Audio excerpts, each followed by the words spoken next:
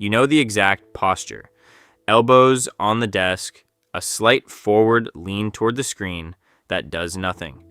You've been staring at the same function for 40 minutes. It should work. The logic is all there, or at least it was, 40 minutes ago. Now you're not sure anymore. The edges have worn smooth. The names of the variables still look familiar, but they no longer seem to mean anything. Every time you reach for the thought, your hand passes right through. You tell yourself to focus, so you reread the error message. You open the same documentation tab you've already read 3 times. You try to hold every variable in your head simultaneously, convinced that if you can just juggle all of them at once, the pattern will snap into place. But it doesn't snap, it just spins. The same half-formed thoughts cycle through, and each pass leaves you more drained and more certain of one thing. You're missing something obvious, and it's your fault. It feels like a personal failure. Like you're not smart enough to hold your own problem in your head. But here's the thing. When every piece feels important, when nothing can be dropped, when the same thought keeps returning without becoming clearer, the fog you're in may not be confusion. It may be cognitive overload, and the distinction changes everything. Your brain has a limit, and it's not a limit of intelligence. It's a limit of workspace. Think of it like a small desk. You can place a few items on it, move them around, compare them. That's working memory. It's where you manipulate things actively. But when a problem gets complex, you're not dealing with a few clear items. You're dealing with dozens of fuzzy, half-formed pieces that all feel essential. So you try to keep them all on the desk at once, and the desk collapses. Not because you're bad at thinking, because you're asking a physical system to hold more than it physically can. And here's where it gets worse. When the desk collapses, you can't tell the difference between the fog and the content anymore. The feeling of stuckness becomes indistinguishable from the problem itself. The confusion masquerades as complexity. You think you're wrestling with something profound. You're actually just out of surface area. This is where a strange piece of advice enters. It's something programmers have passed around for years. When you're stuck, you take a rubber duck, a literal toy duck. You put it on your desk, and you explain your problem to it, out loud, line by line, every assumption, every step, every place where things stop making sense.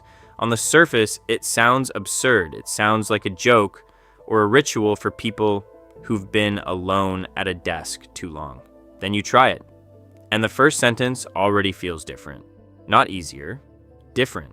Because the moment a thought has to leave your head and become language, it can no longer stay half-formed. That difference is where the entire mechanism lives. Internal thought is forgiving. It lets you skip steps. A gut feeling can stand in for a logical connection, and your brain will nod along as if the gap has been filled. You can shrug in your head, you can wave your hand at a logic gap, and your internal audience will accept it. But spoken language doesn't give you that kind of mercy. You can't shrug your way through a complete sentence. You can't point vaguely at the place where the logic should be and move on. The moment you open your mouth, you're forced to turn that foggy intuition into a sequence of actual statements. You have to pick a starting point. You have to decide what comes next. You have to connect one piece to another with logic, not just with the vague feeling that they probably belong together. This is called the self-explanation effect. When you generate an explanation, even to no one, your brain engages a different set of processes than when you're only reviewing information internally. You're not simply retrieving what you know, you're constructing it, building a structure that did not exist before, sentence by sentence. Language isn't just a way to express thoughts, it's a way to manufacture them. And the duck isn't helping because it's a good listener. It's helping precisely because it's silent. It offers nothing, no suggestions, no clarifications, no sympathetic nodding that lets you off the hook.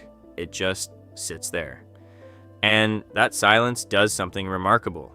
The silence creates a vacuum, and into that vacuum, your own language system is pulled forward. You have to fill the quiet with clarity. You have to check whether your explanation actually makes sense because there's no one else there to do it for you. The duck doesn't give you the gift of false understanding. It just stares back, and somewhere in the awkwardness of that stare, you know you haven't made it clear enough yet. This is the reversal. Most of us believe that when we're stuck, we need someone smarter to give us an answer, or at least someone who can ask the right question. But the duck reveals something different. The one who untangles the knot isn't the silent presence in front of you, it's the one speaking. And when you are both, the entire cognitive load of making sense falls where it actually belongs, on your own capacity to structure language. Externalizing isn't a workaround for being stuck. It's a deliberate activation of your brain's most sophisticated reasoning tool. You're taking a problem trapped in the cramped, parallel, impressionistic space of working memory, and you're moving it into the sequential, logical language processing system. It's not a trick, it's an upgrade. You've almost certainly experienced this without the duck. Think of a time you messaged a friend to describe a problem, and halfway through typing, you stopped. Not because they responded, because you just figured it out. Or you started explaining a confusing situation out loud, and before the other person could say anything, you interrupted yourself with, "Oh wait, I think I actually get it now." In those moments, their wisdom did not arrive and save you. Your own translation did the work.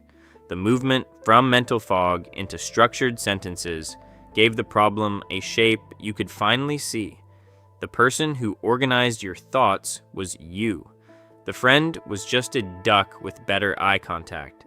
This reframes everything. The fog was never evidence that you couldn't solve the problem. It was evidence that you were trying to solve it in the wrong medium. Thinking in pure abstraction has limits. Your working memory is small. Language is the larger surface you needed all along.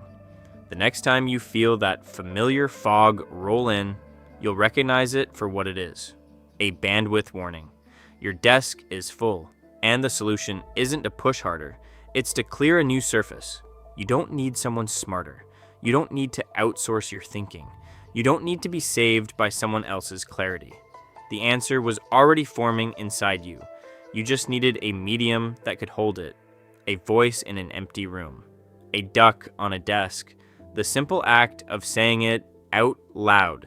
That's the moment you discover that the person who can explain this to you was you all along. You just hadn't listened yet. And if this is the kind of quiet clarity you want to keep returning to, subscribe.